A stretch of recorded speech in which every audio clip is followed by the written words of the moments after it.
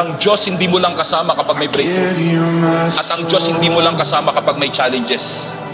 Kahit sa gitna ng mountaintop at valley low, nandun si Lord. Kasama mo ang Diyos pag na-promote ka. Kasama mo ang Diyos pag nawalan ka ng trabaho. Pero yung araw-araw kang pumapasok sa trabaho, kasama mo pa rin ang Panginoon. Hindi lang natin na-appreciate kasi yun ang ordinary. Marami sa atin nagsisimba para magpasalamat. Grabe ginawa ng Diyos. At marami rin nagsisimba para may matinding gawin ang Diyos. Pero minsan nakakalimutan nating ipagpasalamat yung araw-araw sinusustain niya tayo. Yung araw-araw may trabaho tayo. Yung araw-araw may nakakain tayo. Yung paglakad po natin kasama si Jesus, kasama din po sa pagpapala ng Diyos at presensya ng Diyos, yung mga simple at ordinaryong parte ng ating buhay. Yung mga average and typical.